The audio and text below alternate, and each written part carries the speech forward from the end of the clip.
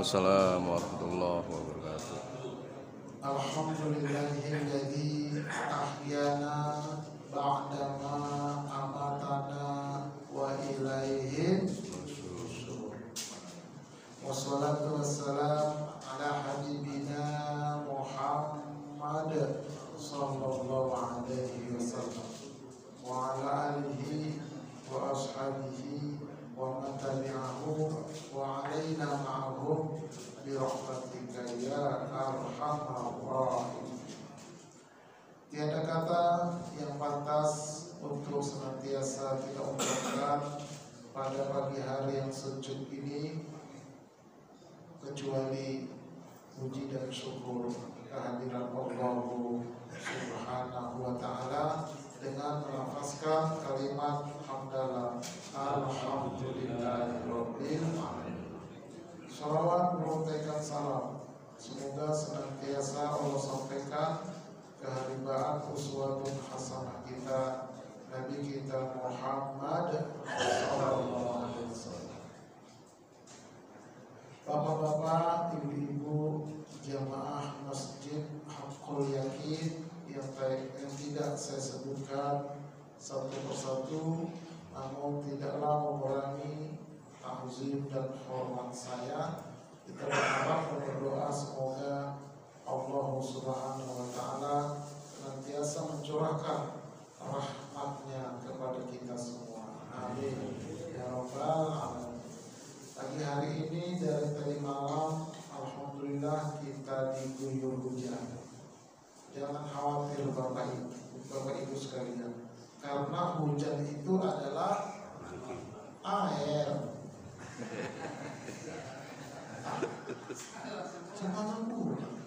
Hujan itu adalah rahmat Allah. Maksudnya air sebagai rahmat. Banyak ngantuk, makanya kan tadi kan pembukaan saya Allah alhamdulillahilladzi ahyana. Anggap jangan tidur pula di sini lagi, itu maksudnya. Kan memang enak tidur sekarang. Tapi itulah jihad yang kita kalahkan. Ngantuk kita itu hadir berjihad. Ini baru begini, belum nanti perjuangan itu berat ke depan. Saudara-saudara kita di Palestina dan sebagainya. Nah, sekarang kita fokus ya.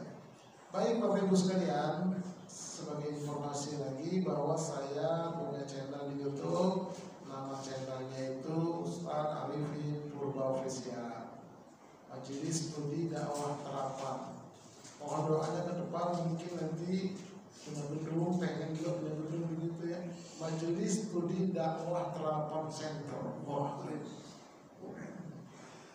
jadi mengkaji dan mengevaluasi materi-materi dakwah untuk dapat kita terapkan dalam hidup dan kehidupan sehari-hari. Nah, seperti biasa kami menyelenggarakan pesantren virtual Pondok Sholat. Nanti malam sudah tingkat pemantapan 1. Jadi tingkat dasar, tingkat lanjutan, tingkat pemantapan. Mengkopi model dari Al-Azhar itu Pak Jidato. Kan kita ada ikut itu pembinaan itu ya, pelatihan korp mubalik di Al-Azhar, tingkat dasar, tingkat lanjutan, tingkat pemantapan. Nah sekarang sudah sampai pemantapan 1. Nanti ada pemantapan 2, pemantapan 3. Mungkin itulah S3 barangkali ya. So, yang kedua yaitu tentang haji khusus langsung berangkat tahun 2025. Barangkali ada saudara tetangga, teman ingin tahu lebih lanjut, boleh hubungin saya, nanti saya sambungkan dengan manajemen Asia Tour. Insya Allah aman dan aman. Begitu juga umroh munajat berangkat di bulan Syawal insya Allah. Oke, baik. Ada ungkapan Imam Asy-Syafi'i. Ini sebelum kita masuk ke materi ya.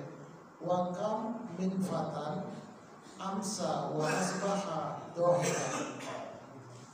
Berapa banyak orang yang setiap pagi dan sore hari kerjanya hanya tertawa-tawa.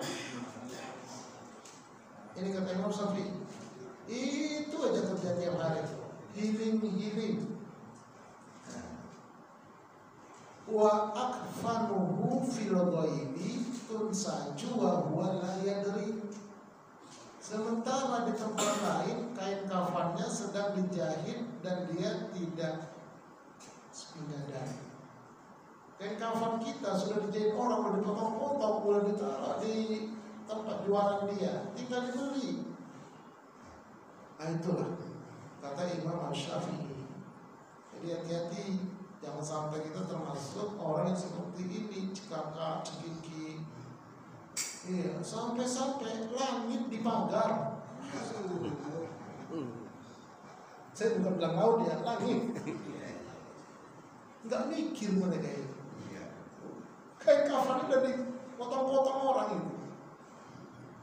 Nah, alhamdulillah ya. Insyaallah kalau kita ikut kajian-kajian begini, nah, kita akan sadar. So, ini mukadimah penting ini ya. Ini kita akan masuk. Ini dia. Isra dan Mi'raj Nabi kita Muhammad sallallahu alaihi wasallam. Jadi Isra Mi'raj itu bukan untuk diperingati setiap tahun. Makanya ada orang bikin peringatan Isra Mi'raj. Itu kesannya nanti ulang tahun, merayakan. Makanya ada sebagian kalangan bid'ah begitu. Nah, makanya judulnya jangan lagi memperingati, tetapi harus selalu diingatkan agar bermanfaat bagi orang yang beriman. Tabligh akbar, mengingatkan kembali tentang peristiwa agung Isra dan Mi'raj. Begitu. Jadi jangan memperingati, tapi diingatkan kembali. Kenapa? Karena Allah berfirman, "Wa dzakir fa inna dzikra tanfa'ul mu'minin." Dan selalulah mengingatkan, karena sesungguhnya mengingatkan itu sangat bermanfaat bagi orang beriman. Jadi kalau nggak kita ingatkan, nanti anak-anak lupa dia, tak tahu dia bahwa ada satu peristiwa agung di dalam Islam. Banyak juga orang yang lupa dia, makanya diingatkan. Dan Rasulullah mengajarkan atau mengamalkan itu. Kan begitu pulang dari Isra Mi'raj, Abu Jahal menemui Rasulullah, "Ada apa Muhammad? Nampaknya kamu ada yang dipikirkan." "Betul lah Tuhan." "Apa itu?" "Begini Tuhan." Diceritakanlah sesingkat. Kata Abu Jahal, "Sebentar Muhammad, mau nggak engkau menceritakan ini? Kalau kumpulkanlah orang-orang di Mekah ini." "Mau lah Tuhan." Nah, jadi ketika itu Abu Jahal sebagai IO-nya sekaligus sebagai MC-nya. Nah, itu benar. Dikumpulkan itu. Naiklah ke Jabal Qubais, Jabal Qubais. Terus itu ada mimbar khusus. Di mana tempatnya Ustaz?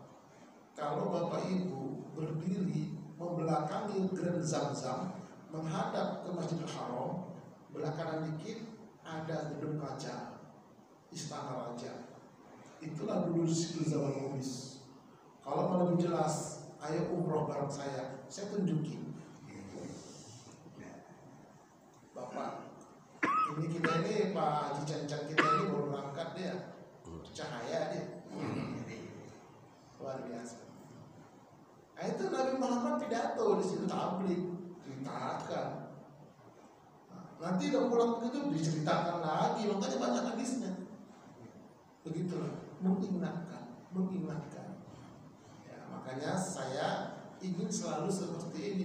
Ustaz kok bicara Isra Mi'raj berarti bid'ah. Ente entar dulu tadi nanti. Jangan sempit pikirannya ente dan gitu aja sama mereka. Nah, inilah kadang-kadang sebagian orang itu pikirannya.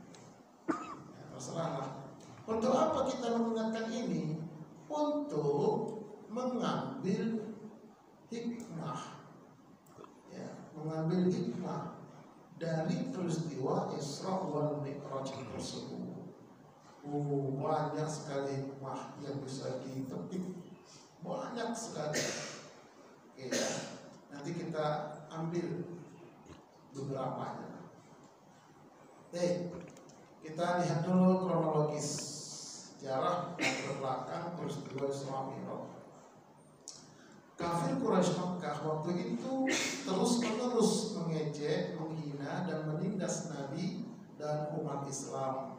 Tidak sampai di situ, banyak sekali intimidasi yang dihadapi oleh Nabi kita Muhammad SAW. Jadi Rasulullah ini berdakwah kan 13 tahun di kota Makkah. Ya, itu tantangan. Sehingga selama 13 tahun itu yang masuk Islam hanya 300 orang, lebih kurang. Tapi pada saat yang bersamaan di Madinah sudah lebih banyak. Kok bisa Ustaz? Setiap tahun orang Madinah datang ke Mekah berhaji, orang Yahudi, orang Nasrani yang masih berpegang kepada Injil dan Taurat yang asli. Berhaji mereka ke Mekah. Mereka menginap di tenda-tenda. Nabi datang ke tenda berdakwah. Akhirnya mereka menerima. Pulang kampung, sampai di kampung cerita sama saudaranya, kami ketemu sama Muhammad yang dijanjikan dalam kitab Injil kita. Terus macam mana? Kami masih Islam. Orangnya santun luar biasa. Betul lah itu ciri-cirinya itu. Ada semua dalam kitab Injil kita ini. Besok kalian haji lagi, hajilah. Aku ikutlah ya, ikutlah. Disebarkanlah. Banyaklah orang yang masuk Islam di Madinah. Itu selama 13 tahun juga sama berjalan ya. Begitu sudah banyak ya. Lalu orang Madinah bilang, wahai Rasulullah, wahai kaum muslimin, hijrah kemari, kami siap menampung antum semua. Itu jadi kalau kita mau pindah kerja dari satu tempat yang kita ragu karena di sini ada unsur riswahnya, unsur ribanya, siapkan dulu tempat kerja, jangan keluar dulu, amburadul nanti keluarga, siapkan dulu, udah ada baru kita hijrah gitu. Ada orang yang baru ngaji idealis dia, aku keluar dari sini tapi belum punya persiapan, udah berantem rumah tangganya. Begitulah hijrah itu hikmahnya. Nah, jadi selama 13 tahun itu Nabi diintimidasi.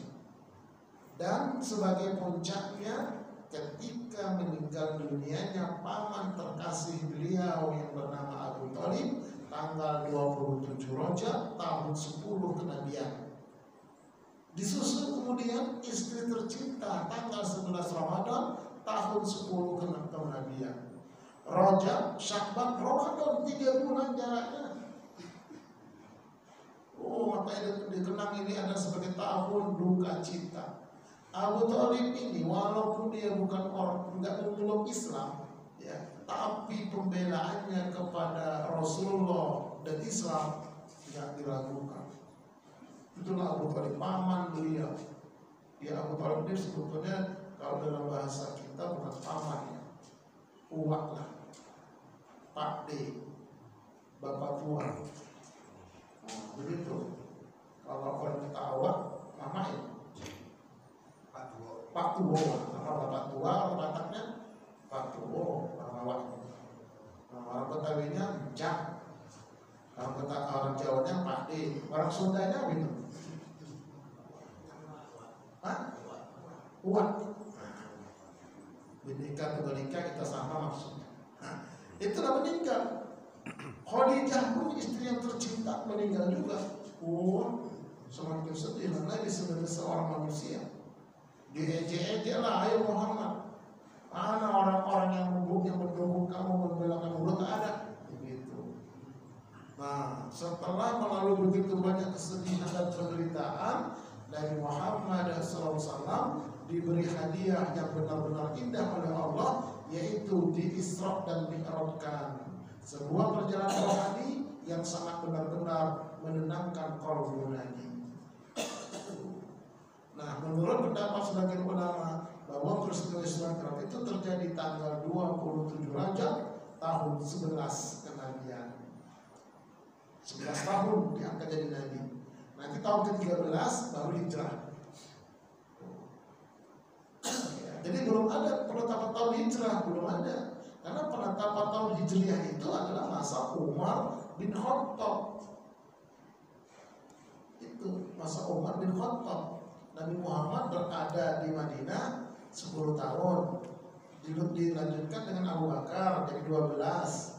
Umar itu 10 tahun jadi khalifah.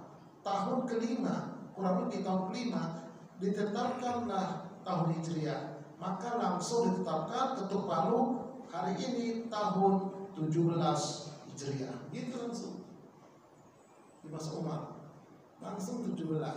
Karena 10 Nabi di Madinah tambah Umar 12, tambah masa dia ketika 5 tahun, 17 hijrah langsung. Nah, begitu sejarah. Jadi ada wawasan kita.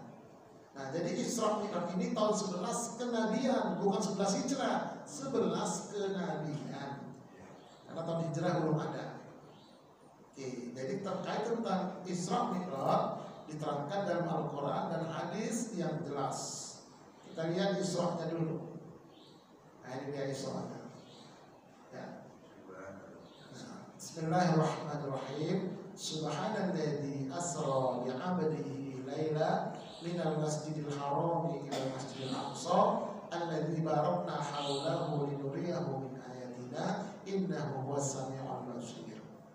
Ini sudah tahu lah artinya ya. Saya ingin mengambil kalimat depannya aja.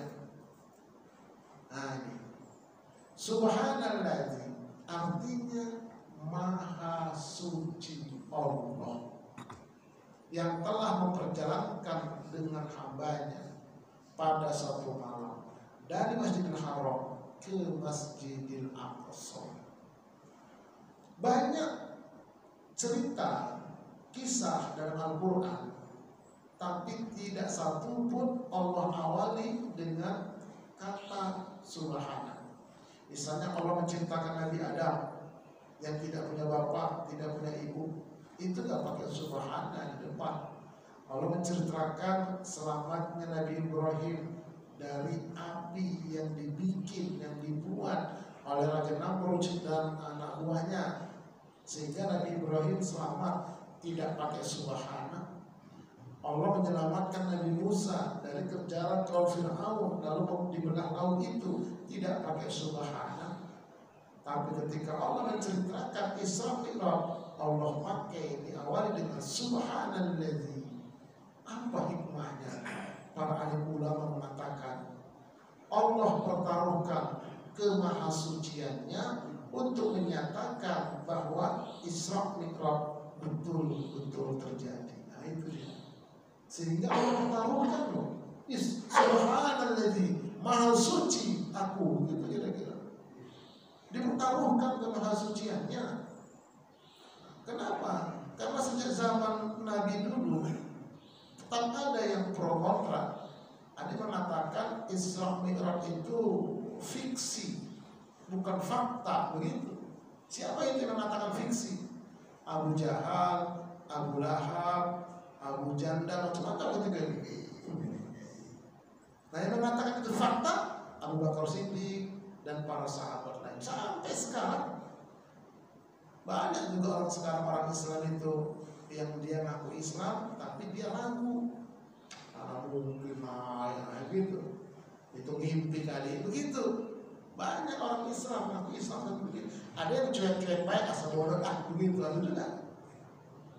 Nah, tapi umat Nabi yang benar adalah setiap tahun diingatkan, semakin mantap yakinnya sampai dia kepada hakul yakin kayak masjid kita ini. Ini kita berada di masjid hakul yakin. Jangan sampai pula kita tak hakul yakin terhadap peristiwa Isra Mi'raj. Nah, itu. Ya.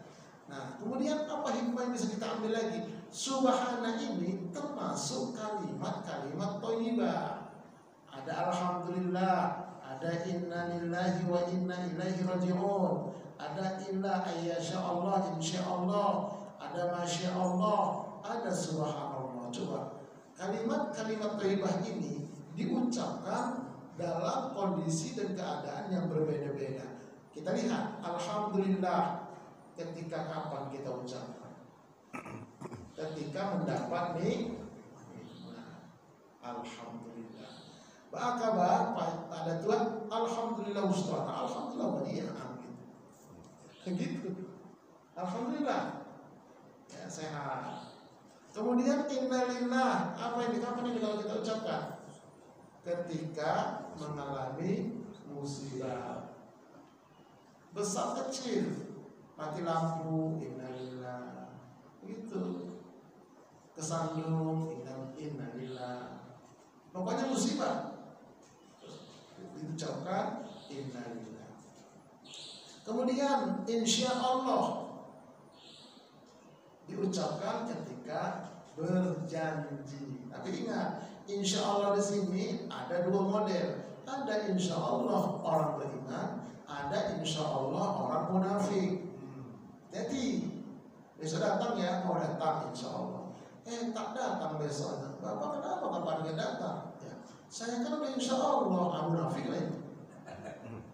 Kan sengaja dibuat insya Allah untuk nggak datang. Kalau bilang nggak datang nggak enak. Udah bilang insya Allah, tapi nggak usah datang, munafik itu. Banyak ustadz munafik. Nah, diundang dia ceramah khutbah Jumat satu masjid. Pagi-pagi diundang ke tempat yang lain. Dia pilih yang lain, kenapa? Lebih bosan amplopnya. Tuh, banyak ustadz munafik.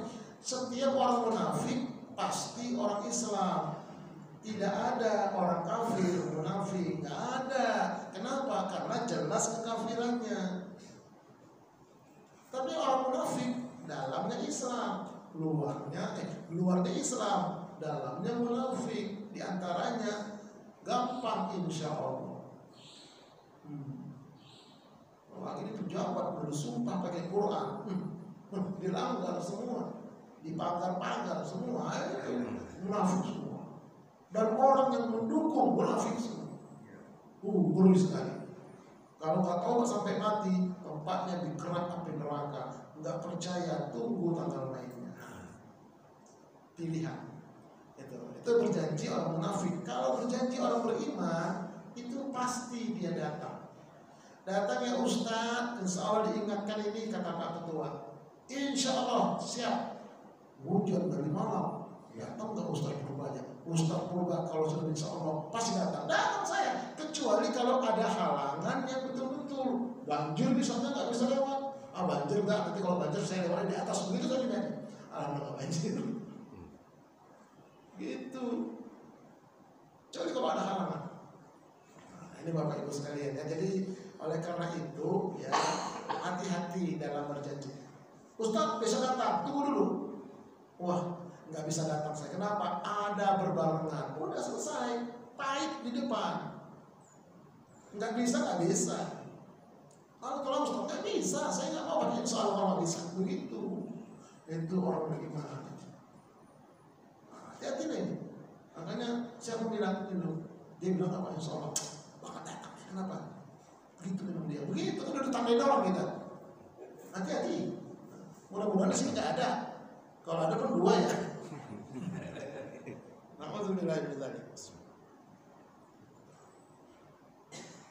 Moga Mas kangen Pak. Saya duluan ya, nggak apa-apa ya. Nah, sekarang tinggal dua ini Pak. Masya Allah dan Subhanallah. Di sini banyak orang berbolak-balik. Ya maaf ini, banyak juga saya dengar Ustaz itu memberikan penyampaian. Itu belum tepat lah sih belum.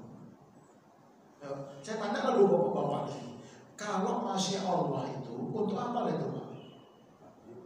Takjub. Oke. Kalau Subhanallah untuk apa itu Pak? Bingung lagi kan? Karena belum tahu rumusnya. Kalau sudah tahu rumusnya, enak. Oke, saya buka rumusnya ya. Coba. Kalau Masya Allah, sesuatu, sya'a yang menghendaki Allah. Sesuatu yang Allah hendaki. Itu Masya Allah. Oke, kita lihat rumusnya. Masya Allah itu apabila kita melihat sesuatu yang sangat bagus atau yang sangat buruk. pemandangan indah. Masya Allah. Begitu anak bandel, Masya Allah, nah tekanannya beda. Orang magar langit, Masya Allah. Itu dia ucapannya, Masya Allah. Sampai goyang kepala kita.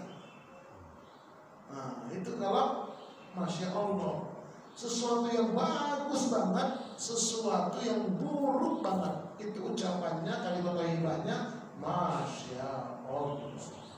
Nah sekarang subhanallah, kadang-kadang ada orang kembali subhanallah, indahnya nggak benar.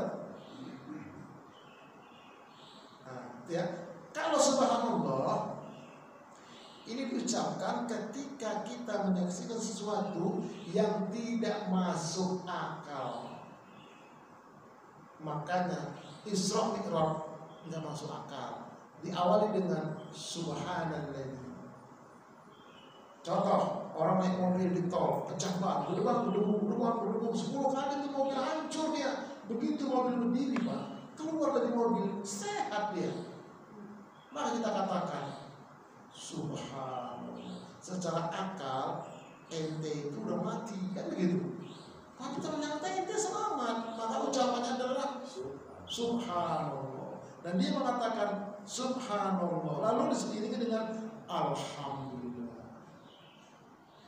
Contoh yang kedua, pohon kelapa tinggi, ada buah kelapa, ada sabun kelapa, batok kelapa, isi kelapa, ada air kelapa.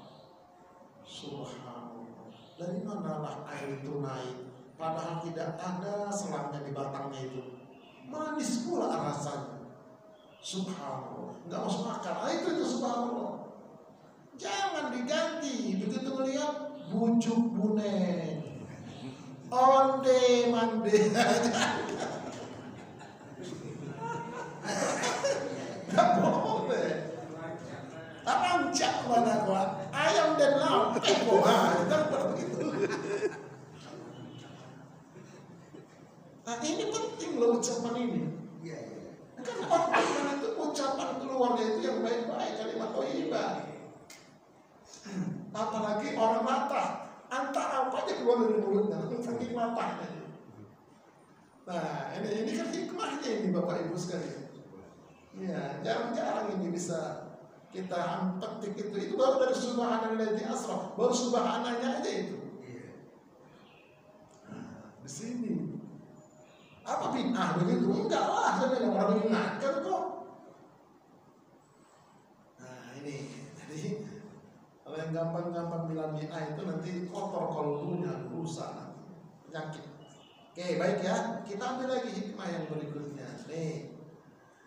Perjalanan Nabi kita Muhammad SAW dari Masjidil Haram di Makkah ke Masjidil Aqsa di Palestina itu jaraknya 1.500 km. Zaman sekarang, zaman dulu 2.500 km. Kenapa? Belok-belok ya. Jalan tikus susah. Sekarang udah jalan tol, apalagi pakai pesawat.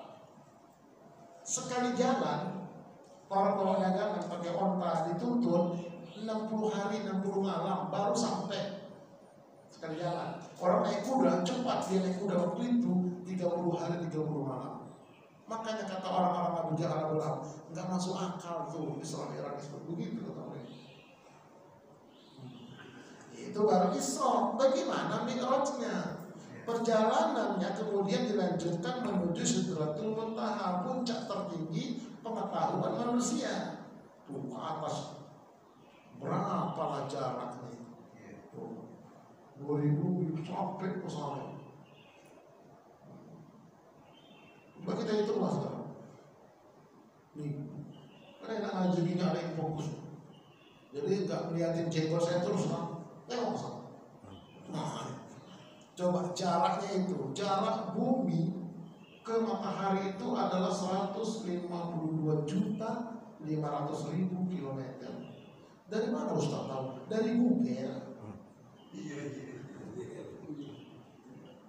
Google atau sekarang Mbak Mita. Kan ada Mbak Mita sekarang. Anak-anak ujian betul semua. Kenapa ada jawaban di situ? tapi isi otaknya kosong. Segitu. Nah, kalau dihitung dengan kecepatan cahaya itu 8 menit, matahari terbit dari timur, 8 menit baru nyampe ke sini cahaya matahari itu. Begitu kerasnya itu, berapa watt tuh matahari itu? 8 menit baru sampai. Nah, itu baru ke matahari, ke bumi. Nah, sekarang bumi ke Neptunus. Jarak bumi ke Neptunus itu 4.335 juta kilometer atau 4 jam kecepatan cahaya. Kecepatan suara masih kalah dibandingkan kecepatan cahaya. Itu yang diketahui manusia sekarang. Belum ada kecepatan niat, belum ada. Tapi Islam sudah mengajarkan kecepatan niat. Nanti di surga cukup niat, nyampe. Wah, begitu. Nah, seperti zaman Nabi Sulaiman. Nah, itu sudah pakai kecepatan niat itu. Itu lebih cepat ya. Siapa yang bisa memindahkan sehingga sana atau balik ke semari? Kan begitu tuh dalam Qurannya. Angkat tangan jin ifrit. Jin ifrit ini jin yang besar ketika itu lebih besar daripada jin toma. Gede kok. Saya bisa. Berapa lama lah waktu yang kau butuhkan untuk memindahkan istana itu, singgasana itu? Singgasana itu satu ruangan lengkap dengan paru dunia. Kata jin ifrit, sebelum tuanku berdiri dari tempat duduk, Nabi Sulaiman duduk di singgasana. Sebelum berdiri udah pindah itu. Nah, itu cepatnya itu. Ada lagi yang bisa memindahkan. Angkat tangan seorang hamba Allah, disebut dengan wali Allah. Ya, saya bisa, insya Allah Tuhan. Wahai Raja Nabi Sulaiman, berapa lama lah kau waktu yang kau butuhkan untuk memindahkan itu? Sebelum kelopak mata Tuhan berkedip. Berarti ada ilmu itu, dan itu nanti terjadi. Bisa, antum juga bisa. Kapan itu? Ketika keluar Imam Mahdi, keluar Dajjal. Karena Dajjal pakai ilmu sihir dia kemana-mana, dan anak buahnya diajar dengan ilmu telepati. Tapi Imam Mahdi pun punya ilmu seperti ini. Pengikutnya apa yang Imam Mahdi? Kalau betul-betul dia akan begitu. Karena nanti pesawat hilang semua, kendaraan hilang semua setelah meteor jatuh. Nanti kawan-kawan kita ngaji, nanti bertabrakan itu semua. Sebelum kiamat kubur. Itulah dia. Bagaimana mungkin jauhnya begitu? Apalagi ditambah lagi Mi'raj itu melewati 7 lapis langit dan 9 lapis aras. Hanya 8 jam semalaman doang. Mari kita lihat. Ini tentang Mi'raj sekarang. Tadi itu Isra, sekarang Mi'raj. Mi'raj itu, ini bumi paling bawah. Ya, ada 7 lapis langit di atas. Apa dalilnya Ustaz? Ini dalilnya. Wa banaina fawqakum sab'an shidada. Surah An-Naba ayat ke-12. Dan kami bangun di atas kamu 7 lapis langit yang kokoh. Jadi 7 lapis langit itu ada pintu-pintunya itu. Apa dalilnya Ustaz? Ini dalilnya.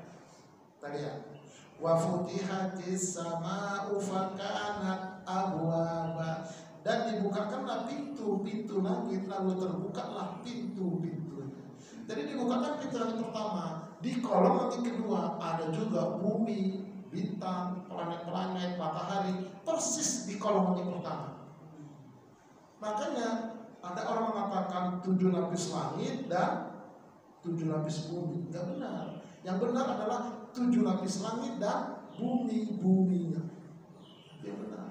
Bukan bumi 7 lapis, bukan. Ini harus begitu kita mikirnya. 7 lapis langit dan bumi-buminya. Begitu itu ayatnya. Dibukakan pintu-pintu langit. Nah, begitu pun Mi'raj. Ini hadis riwayat Imam Muslim, bersumber dari Anas bin Malik.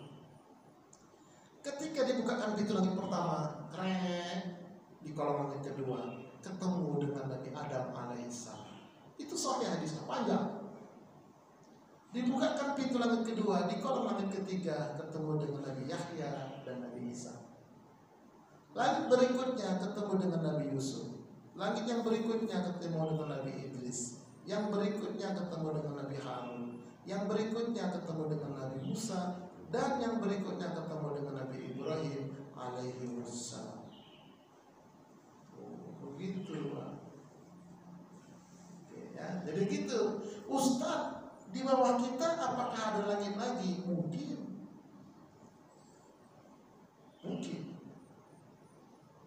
Ya, tapi dalam Al-Quran mengatakan di atas kita. Ya, karena nggak terbatas alam ini. Nah, apa sudah sampai Ustaz di Sidratul Muntaha? Belum. Nih kita lihat nih. Di atas kita tadi 7 lapis langit. Nah, di atas 7 lapis langit ada 9 lapis arasy. Oh, 9 dia. Dalilnya apa Ustaz? Ini dalilnya. Wal malaku ala arja'iha wa yahmilu arsya rabbika fawqahum yawma idzin tsamaniyah. Digendong 8 malaikat. Dan arasnya Allah itu berada di atas air. Dalam ayat lain. Nih Bapak Ibu sekalian. Jarak langit pertama ke langit kedua tadi itu disebutkan dalam hadis 500 tahun perjalanan manusia dengan menggunakan kendaraan yang paling cepat dimiliki manusia. Itu jaraknya. Langit pertama ke langit kedua. Langit kedua, ketiga tambah 500 lagi kali 7. Jarak aras pertama ke aras kedua lebih jauh, Pak. Berapa? 7 kali kiamat. Mungkin nggak pernah dengar ya, Ustaz. Ya, apa sudah pernah kiamat? Sudah. Yang mana Ustaz? Episode sebelum kita, episode sebelum Nabi Adam kita. Nabi Adam sama kita sampai Nabi Muhammad kiamat. Ini kita nggak tahu episode yang keberapa sudah. Tapi ulama mengatakan episode yang ke-10.000. Apa buktinya Ustaz? Buktinya ada surga, ada neraka diterangkan dalam Quran. Kalau itu nggak ada berarti fiksi. Memang sudah ada. Ini surga, ini neraka. Begini-begini keadaannya. Kan udah ada. Surga neraka siapa? Umat episode sebelum kita.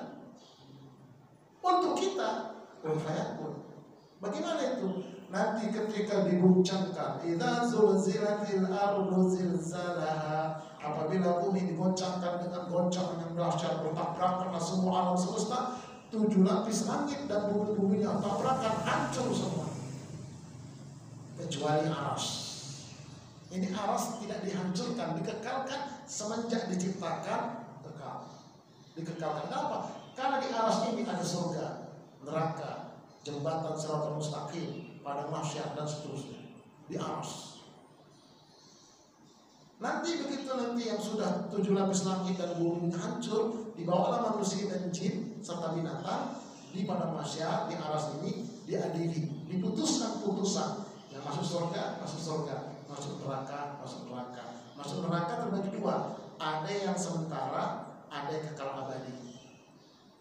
Ustaz, ya sudah masuk surga, masuk neraka, neraka. 7 lapis langit dan bumi sudah hancur. Allah ngapain? Allah ciptakan episode yang baru lagi. Kami ulangi lagi penciptaannya. Setelah kami gulung itu, langit itu kami ulangi lagi penciptaannya. Karena Allah itu maha kekal, maha abadi. Begitulah. Ustaz, kayak sandiwara hidup ini Ustaz. Betul. Tinggal kita milih peran apa. Peran menjadi orang yang baik atau peran menjadi orang yang membagari langit. Terserah. Mau pilih mana kita? Begitulah kehidupan. Ustaz, sudah sampai belum Sidratul Muntaha? Belum. Kita lihat. Nih, bumi. Jadi atas bumi ada 7 lapis langit. Di atas 7 lapis langit ada 9 lapis arasy. Di atas itulah baru Sidratul Muntaha. Jauh, Pak. Dan itu ada malaikat yang turun naik tiap hari. Cepat sekali. Apa dalilnya Ustaz ini? Wasabihati sabha, fasabiqati sabqa. Demi malaikat-malaikat yang turun dari atas dengan cepat dan malaikat-malaikat yang mendahului dengan kencang. Ada yang cepat, ada yang kencang lagi. Terus tiap hari. Makanya kita selalu mengucapkan kalimat takbir. Allahu Akbar. Apa artinya, Pak? Allah Maha. Bukan. Kalau itulah artinya, anak TK pun tahu. Untuk kita ini jangan itu lagi artinya, Pak. Allah Akbar artinya Allah itu unlimited. Apa itu unlimited? Tak terhingga, tak terbatas. Apanya? Kuasanya, zat wujudnya, kasih sayangnya, dan seterusnya. Allahu Akbar. Begitu dia baru tahu kita kecil. Allah itu tak terhingga. Jadi Allah bukan di aras. Allah tidak mengambil tempat, tapi semua alam ini berada di Allah. Karena Allah unlimited. Wallahu muhitum bi syai'. Allah meliputi. Kita dalam nih ngaji ini. Begitulah kita perlu sadar. Kita ini kecil. Allah Akbar. Nah itu. Jadi bukan Allah itu di Sidratul Muntaha, bukan. Itu tempat yang dituju. Sebagaimana kita selalu menghadap Ka'bah. Bukan Allah di Ka'bah, itu kiblat arah kita. Apa Nabi bertemu Allah? Tidak berjumpa dengan Allah. Nggak bisa manusia melihat di muka bumi. Tapi nanti di akhirat baru Allah menampakkan diri. Gimana Ustaz? Atau mulai tanggal mainnya? Itu kalau masuk surga, masuk neraka, tak ada apa melihatnya. Faman kana yarju liqa rabbih. Kan itu jelas soal Kahfi. Ayat terakhir. Faman kana yarju liqa rabbih falyamal amalan shalihan wa la yusyrik bi ibadati rabbih ahada. Siapa yang ingin bertemu dengan Tuhannya, itu dia. Beramallah dan jangan syirik, mempersekutukan Allah. Oke, dah.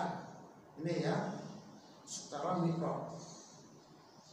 Nah, kemudian mikrotnya ini, dalilnya ini surah An-Najm.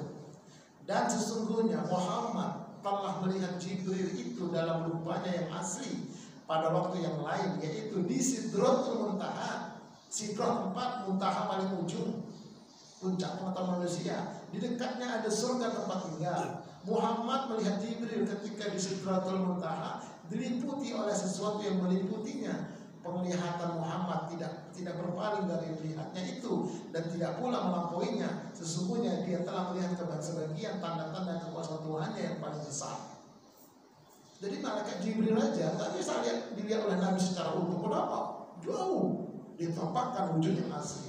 Apalagi Allah nggak bisa dilihat. Makanya ketika Aisyah bertanya setelah pulang Isra Mi'raj, apakah engkau wahai suamiku Rasulullah melihat Allah? Aku lihat cahayanya. Itulah cahaya Jibril itu. Nah, begitu sampai silakan Muhammad. Katakan didampingi oleh malaikat Jibril. Silakan Muhammad. Kita kan tadi sama-sama lah kita masuk. Aku tak bisa Muhammad. Kenapa tak bisa? Kalau aku langkah ke situ, hancur aku. Kenapa? Memang begitulah takdirnya. Kalau yang diizinkan, apa yang diundang. Udah masuk. Begitu masuk Nabi kasih salam, tak ada jawaban. Keluar lagi, malaikat Jibril.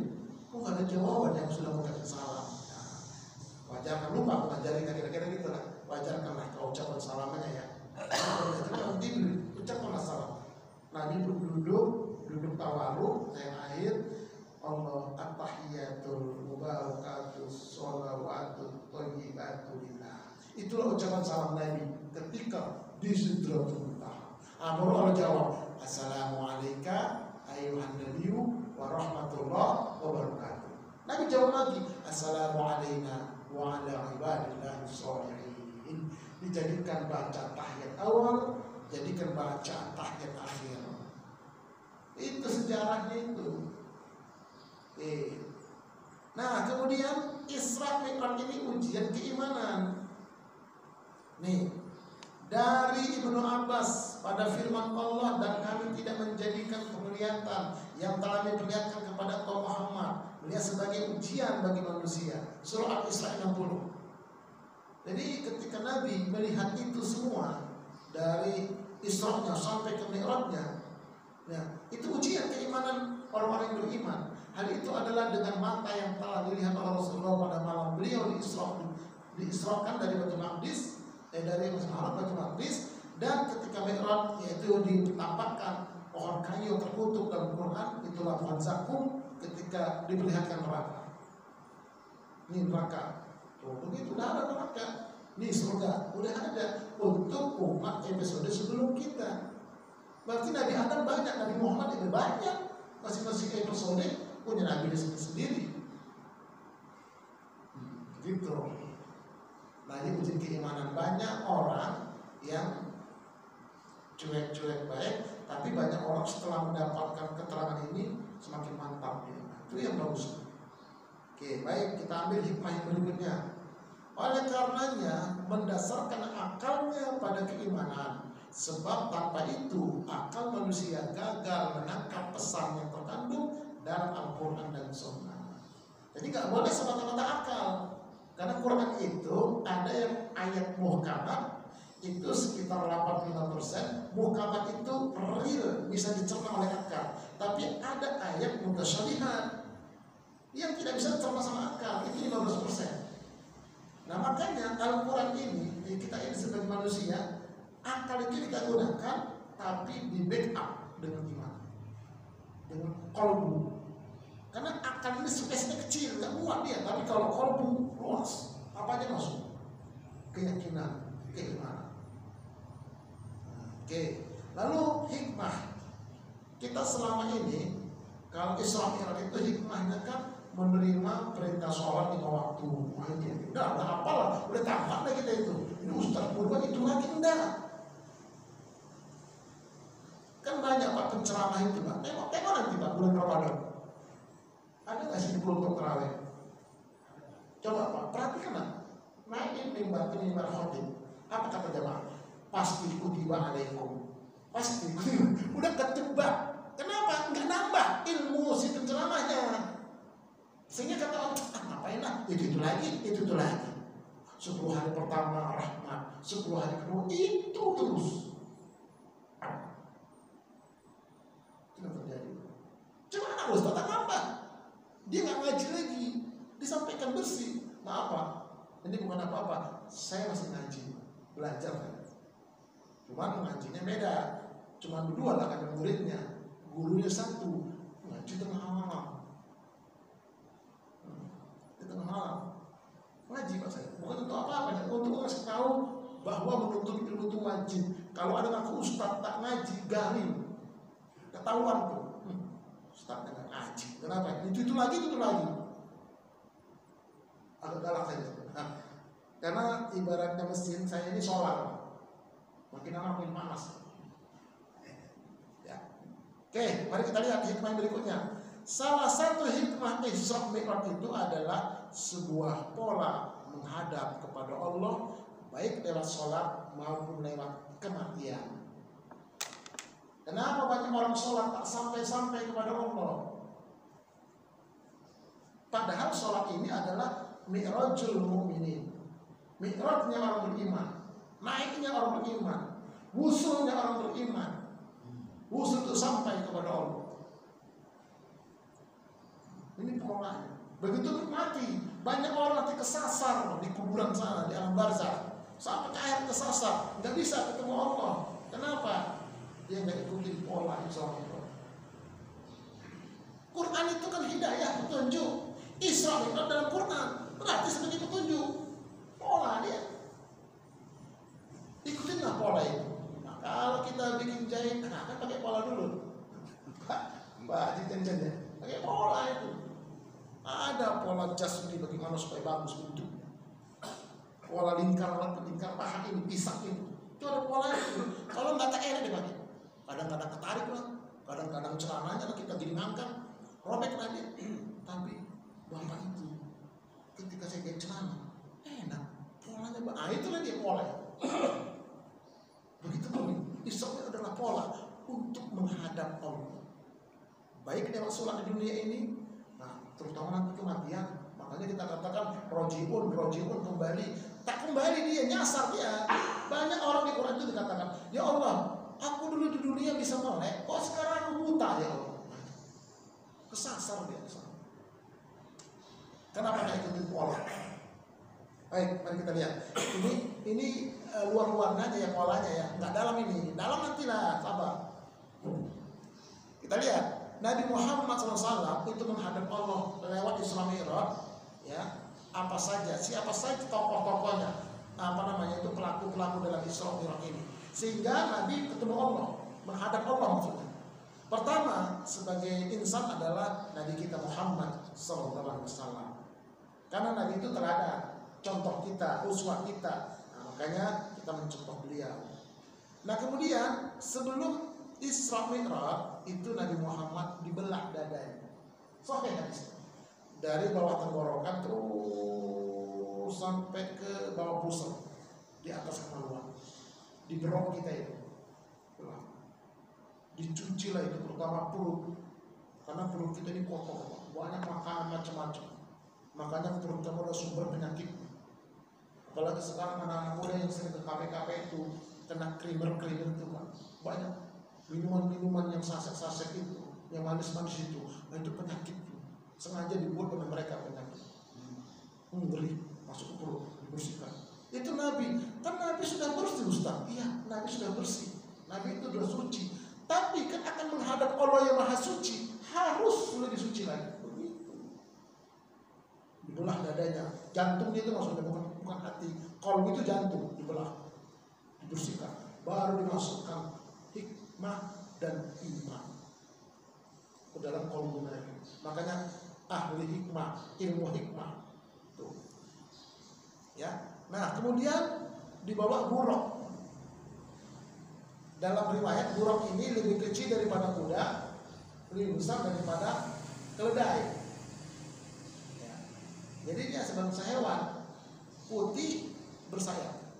Ya, tapi orang Yahudi membuat gambarnya itu gambar kepala perempuan. Nah, itu sudah tak benar. Lihat Muhammad itu perempuan dia, itu buruknya itu kepala perempuan. Bakar, kalau ada gambar begitu bakar. Itu buatan Yahudi. Ini buruk ini sebetulnya simbol. Buruk itu adalah kalimat tahlil, la ilaha illallah.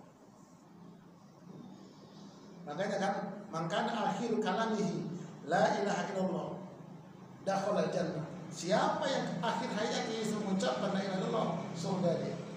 Orang yang nggak pernah bertahlil seperti ini umat Nabi Muhammad, yang mengaku Nabi Muhammad nggak rajin tahlil, tapi tahlilnya benar.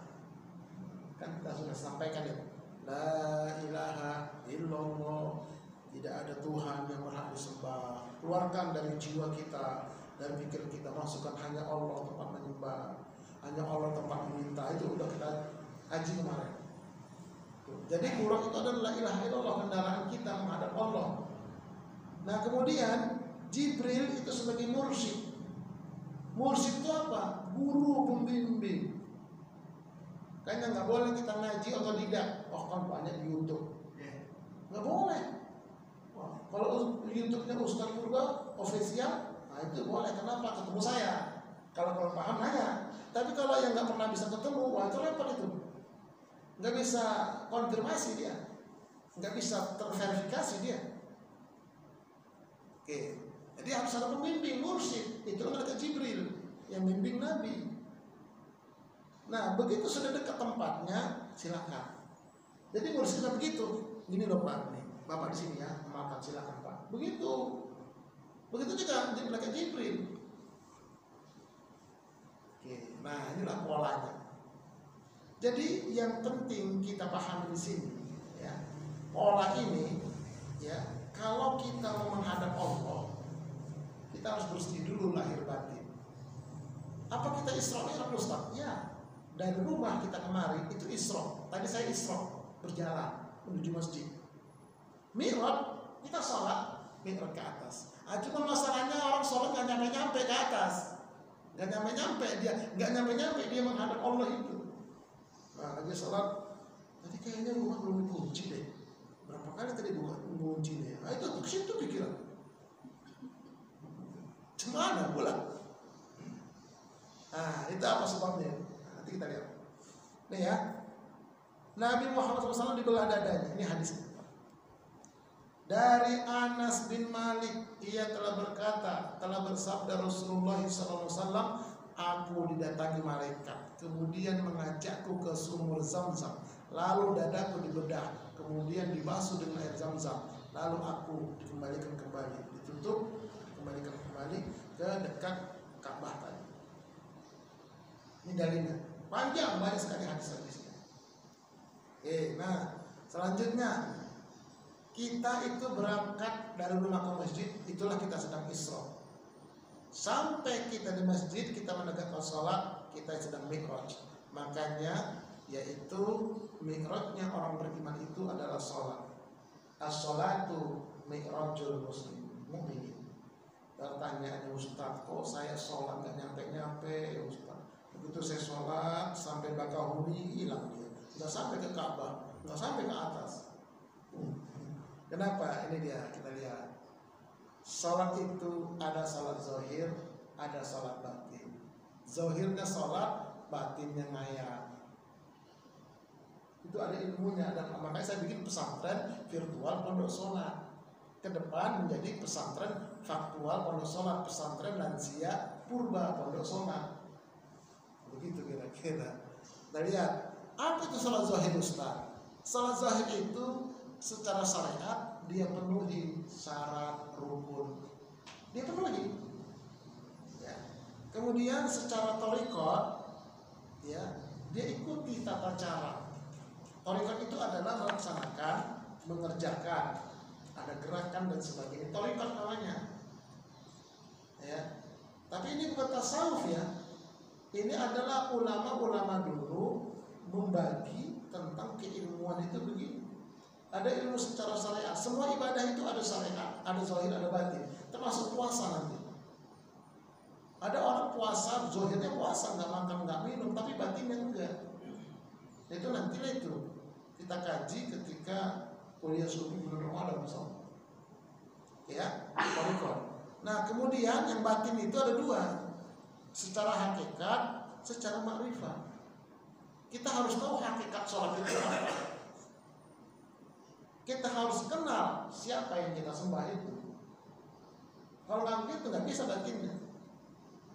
Kalau nggak kenal dia, nggak tahu hakikat sholat itu apa sih, nggak kenal di siapa sih yang saya sembah.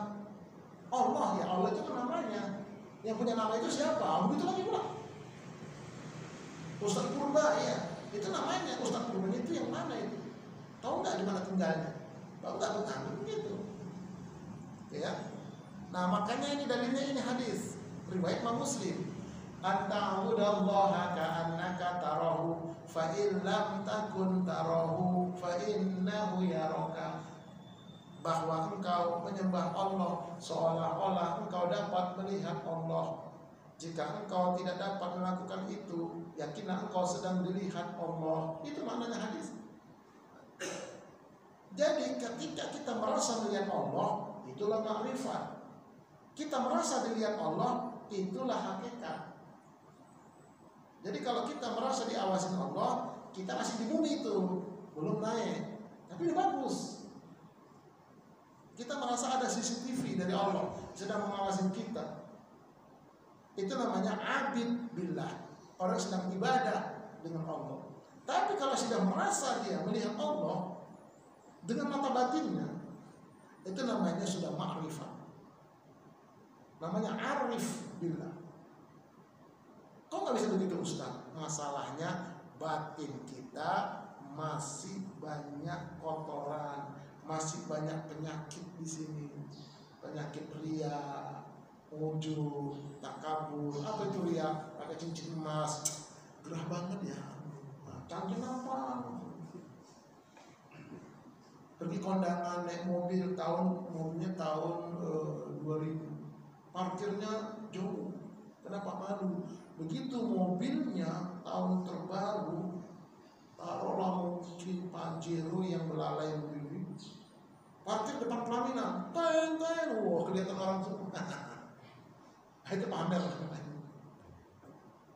Ujub, apa itu ujub? Bangga. Pulang dari masjid subuh, nggak ada orang kayak saya. Tuh orang pada tidur semua, saya dong udah pulang. Itu hati-hati, itu ujub tuh.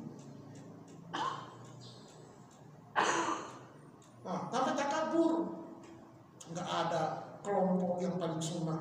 Kelompok kamilah yang paling sunnah, yang lain bid'ah. Itu percuma sholat. Kenapa kotor di sini? Kalau melihat orang nyari jeleknya, jubahnya, mata kaki, isbal, neraka. Jadi kalau melihat orang itu nyari jeleknya orang, penyakit masih kotor. Percuma sholat demi Allah, percuma. Kalau kita kabur, nggak bakal masuk surga. Orang di kolbunya ada sebesar biji sawi tak kabur. Ini yang kita lakukan, yang harus kita bersihkan. Makanya kata Allah, qad aflaha man zakkaha. Sungguh beruntung orang membersihkan jiwanya. Wa qad khaba man dasaha. Sungguh rugi orang mengotori jiwanya. Jadi kalau kolbunya, jiwanya, batinnya masih kotor, nggak bisa berikrar sholat, nggak bisa hakikat, nggak bisa ma'rifat. Zahirnya sholat, batinnya enggak. Makanya namanya sholat satu, sholat yang lalai. Lalu bagaimana Ustaz? Belajar, nggak ada kata lain, belajar. Kapan sampainya? Jangan pikirin sampainya. Yang penting saya harus belajar terus. Ada mursyid, ada guru, istiqomah. Selesailah follow alam Islam. Panjang-panjang lagi. Udah, itu aja dulu dah.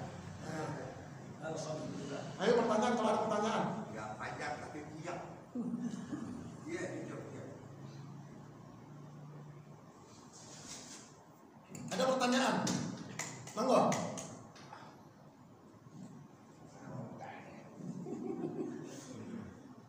Iya, saya nggak mau dibilang paling gitu aja. Jangan Pak, jangan coba-coba sama saya Pak. Mau dalam semangat ayo kita ngaji gitu. Karena saya juga ngaji. Kalau kita nggak ngaji nggak bisa. Garing kita kadang ngeluarin terus. Tapi kalau kita ngaji, kalau ngeluarin dia tumbuh lagi mata air. Kita harus kesana. Ayo silakan, masih ada pertanyaan. Enggak. Mudah-mudahan bukan karena bingung ya. Parah udah. Udah dalam ya. Dah, nanti kita lanjut bagaimana puasa zahir, bagaimana puasa batin. Insya Allah nanti di bulan Ramadan di pertengahan.